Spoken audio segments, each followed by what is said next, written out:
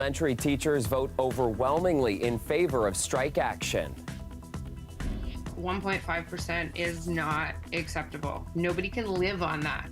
What the teachers' vote means for students and parents, even as negotiations are still underway and no strike deadline is in play. Equality to all, we're all human! Plus, mounting outrage. Toronto's Palestinian community takes to the streets for a second straight night after yesterday's lethal airstrike at a hospital in Gaza. There are high chances that we're going to, receive some bad news any day now.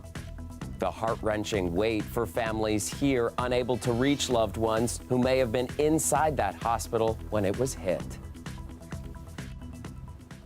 Good evening, I'm Chris Glover. The future of Ontario classrooms is where we start tonight. Elementary teachers in the province have voted resoundingly in favor of strike action, officially diverging from high school teachers who voted just last month in favor of an agreement with the education minister that avoids a strike for them. Despite tonight's overwhelming vote from elementary teachers, no contract negotiation deadline is on the table just yet. Patrick Swadden starts us off tonight with how we got here and what it all means.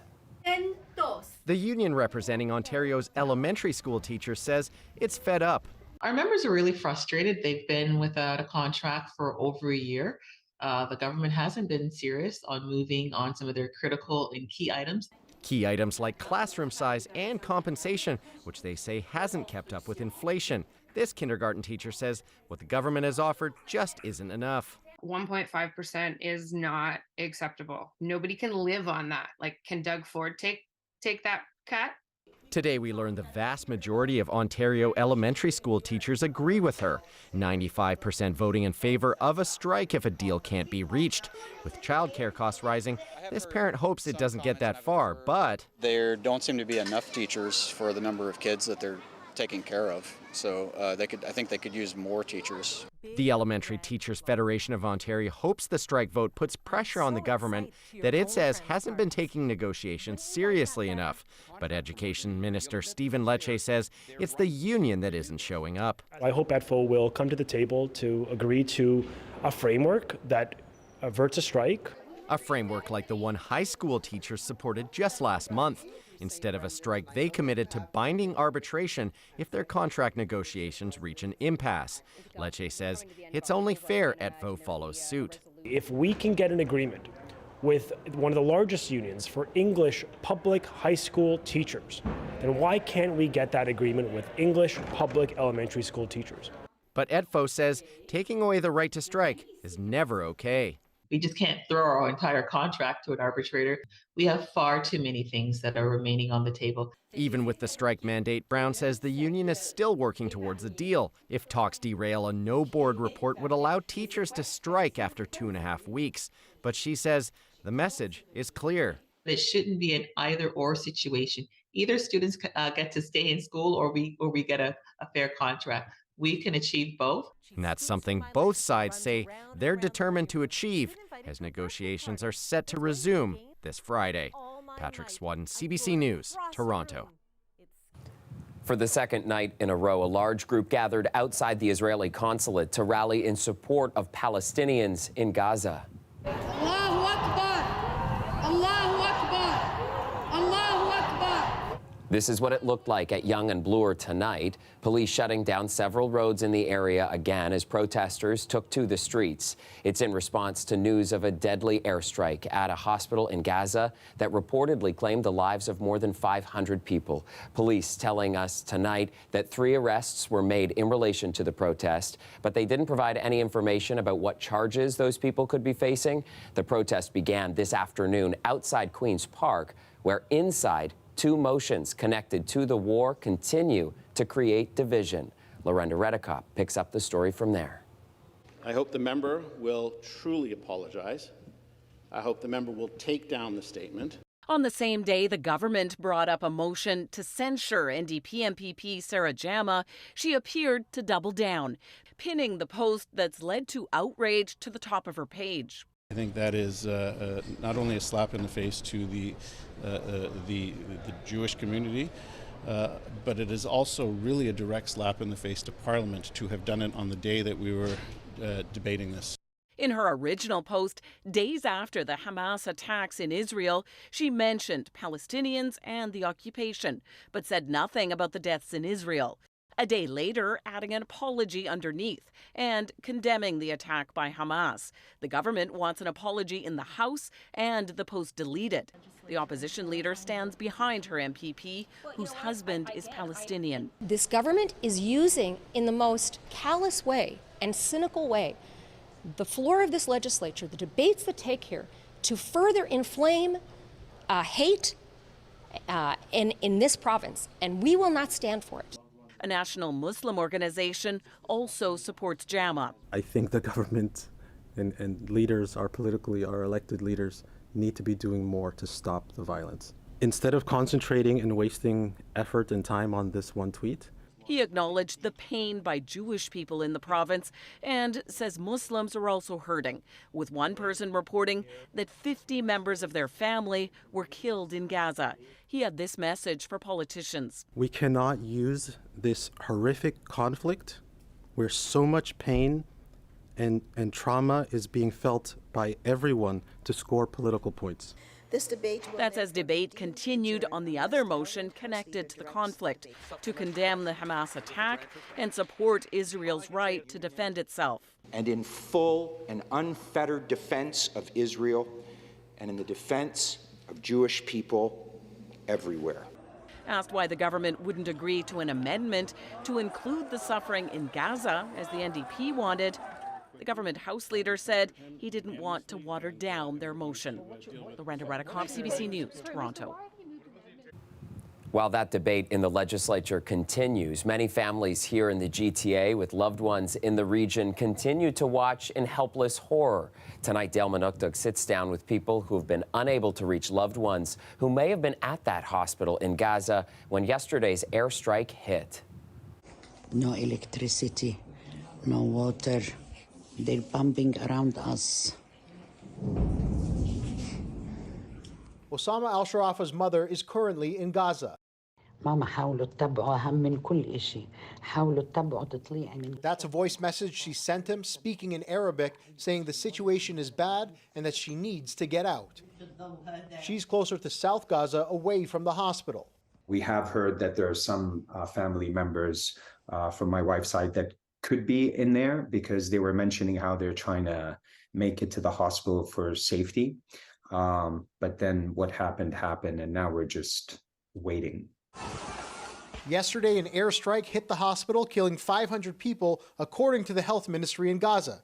Palestinians say it was an Israeli airstrike. Israel blames Islamic Jihad. I'm not so interested in the blame game because for me, life is sanctified, period. But at the end of the day, you're talking about over 500 people killed at the hospital. There is a tennis court. My grandfather played tennis there. Hamam Farah was born in the hospital. His grandfather used to work there as a procurement manager. Farah says the hospital was more than that. It was a community hub. There's a community center. The church was responsible for many of the community programs for families, for children, playgrounds. It also provided free medical services for women, the people with disabilities, and the disadvantaged. His aunt was sheltering at a nearby church when the hospital was hit. She said that they can smell the burning bodies nearby. And they're terrified, of course. They're trying to survive. They have little food left. Well, thank you. Today, at the request of U.S. President Joe Biden, Israel agreed to let food, water, and medicine reach southern Gaza via Egypt. It's long overdue that aid, food, water, medication, what have you, is allowed into Gaza to help the civilian population that's being massacred and genocided at this moment by the Israeli army. As for the family of al-Sharafa, who may have been heading to the hospital, they haven't had any contact. He's been trying to be as hopeful and optimistic as possible, but there are high chances that we're going to, receive some bad news any day now. Yeah. Dale Manukduk, CBC News, Toronto. In Pickering, a man has been charged after allegedly ripping a Palestinian flag off a vehicle in the driveway of a home and leaving behind a note with an offensive message. Durham police say it happened in the area of Finch Avenue and Brock Road at around 6 p.m. yesterday. Police say when the homeowner confronted the man, he suffered a minor injury to his hand from the suspect's key. A 63-year-old man has been charged with assault with a weapon and mischief. Police say they're speaking with the Ministry of the Attorney General's office to determine if the charges meet the threshold for a hate crime. Back in Toronto, Mayor Olivia Chow gave the keynote speech at the Daily Bread Food Bank's annual general meeting tonight. Being here is mixed emotions. It's really encouraging seeing hundreds of volunteers helping out. But I was also really angry at why is it that our city have so many people that need food bank. On that point, an unprecedented amount of people are turning to the charity amid the cost of living crisis. The food bank says demand has surged 51% compared to this time last year. In fact, 1 in 10 Torontonians have had to make use of Daily Bread services. To help ease that demand, the food bank is calling on the city to kickstart the construction of more affordable housing and get the city's support in advocating federally for the Canada Disability Benefit. All right, a few clouds out there, but mainly cloudy, and 10 degrees right now as we look live at the city. Colette Kennedy is here with a first look at your forecast. Kind of hitting a bit of a fall sweet spot, Colette, with the weather.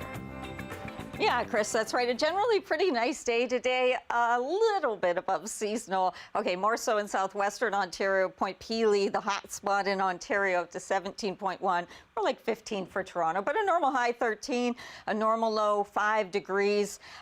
You know, we're nowhere near the record highs, but also not near the record lows. And it's a good thing we're not seeing that kind of cool air because it certainly is possible to have snow.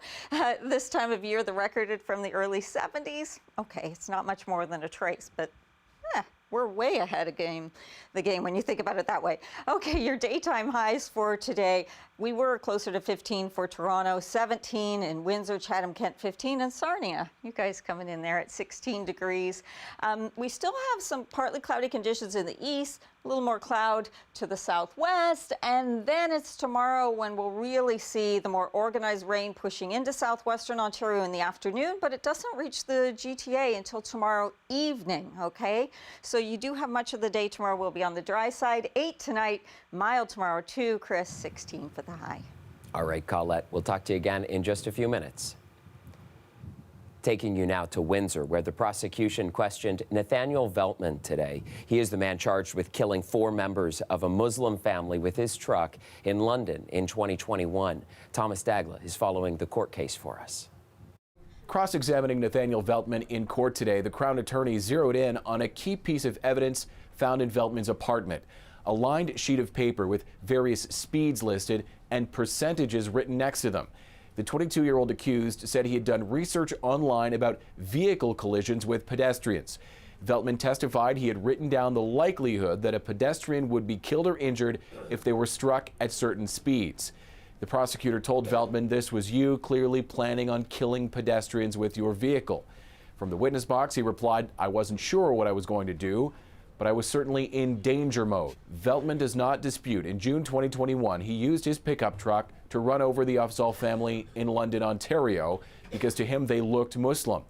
But in court today, Veltman denied that he did it to intimidate others with the same faith. Now, that may prove to be crucial testimony. The Crown, remember, is trying to show the attack wasn't just first-degree murder, but that it constituted terrorism driven by Veltman's white nationalist ideology. He's pleaded not guilty to the charges. Members of the Muslim community could be heard in the courtroom today sobbing when the attacker testified about speeding towards the Afzals. Veltman said after his arrest, he felt what he described as demented hysteria and a sense of relief as well that he'd gone through with it. The jury is set to hear more evidence tomorrow. Thomas Dagg of CBC News, Toronto. Welcome back. Outrage is brewing in a neighborhood near Adelaide and Bathurst tonight. People there are mobilizing against a new 24-hour respite center for people experiencing homelessness. But the local councillor is pushing back. Greg Ross explains the growing controversy. Word got out that this was happening, and the community is in outrage about it, and with good reason. Nick Andrews lives just across the street from the site of a new respite center scheduled to open in early 2024 in this building at 629 Adelaide Street West. He says residents in the neighborhood are worried about the potential impact it could have. What I'm afraid of is that our peaceful walk, this beautiful boulevard with these trees and the pollinator garden and people walking their dogs, all of that is going to change overnight if we have this shelter open up right here. This is a safe area, a safe street. This is a place for families. Jennifer Hillsden helped create a Facebook page for residents to communicate about the issue. She says one of the biggest concerns is that it's located less than 100 meters from an elementary school. An elementary children's school, which is already 200 meters from a safe injection site on Bathurst. I just think that's unfair to present to all the little children who are the most vulnerable people in our society are going to be exposed to this at a preschool age. We reached out to the local city councillor, Ozma Malik. Her office said she was not available to talk, but on her website she posted a statement in favor of the respite center, saying approximately 10,000 Toronto residents are currently facing homelessness. The City of Toronto has a fundamental duty to house residents safely. We must act now, especially as winter approaches, to improve housing stability. Residents here say they were never consulted about the respite center before the decision was made, and they say Councillor Malik has not responded to any of their requests to discuss the issue. Her office has instructed anyone that's communicating about this issue to deal with a public relations agency. We're just looking to be heard. We're looking to be heard, and we're looking to find a solution that is a safe solution for the children and the residents in this very small residential pocket of Toronto. Several dozen residents did show up at the site of this respite center for a rally tonight. They did invite Councillor Malik to be here. She didn't show up, but she is expected to be at a public forum scheduled for next month where she will meet with some of these residents. Greg Ross, CBC News, Toronto. Traffic congestion is another growing issue, not just in the downtown, but across Toronto. And today, city staff outlined a new plan to try to keep it from getting worse. City Hall reporter Sean Jeffords has the details. Could there be anything more Toronto these days than a traffic jam? With billions of dollars in transit under construction, new developments underway everywhere, and road repairs ever present. The best we can do is to basically make it as tenable and as safe for all road users as much as possible. The city says it will hire more traffic wardens to prevent people from blocking intersections. Through the various stages of the traffic agent pilot, we've seen huge improvements at critical locations such as Eglinton and Allen Road, Lakeshore and Laura Jarvis, and certainly along King Street as well. A new team will manage planning around upcoming major events like the FIFA World Cup and Taylor Swift's concerts next year. The city will provide more information about construction projects and how to navigate around them. The plan also calls for the use of AI and new technology to better coordinate traffic signals. City Councillor Brad Bradford says it's a step in the right direction, but wants to see more. At the end of the day, we need a culture change in this building and with this administration that prioritizes moving people and goods in this city. Councillor Paula Fletcher says the report is a necessary update of an earlier traffic management strategy, but it needs to capture feedback from people using city roads every day. Here's what people think that would make it easier and reduce their frustration. The plan comes to Toronto's Infrastructure Committee next week for debate, but it'll ultimately need to be approved by City Council in November. Sean Jeffords, CBC News, Toronto.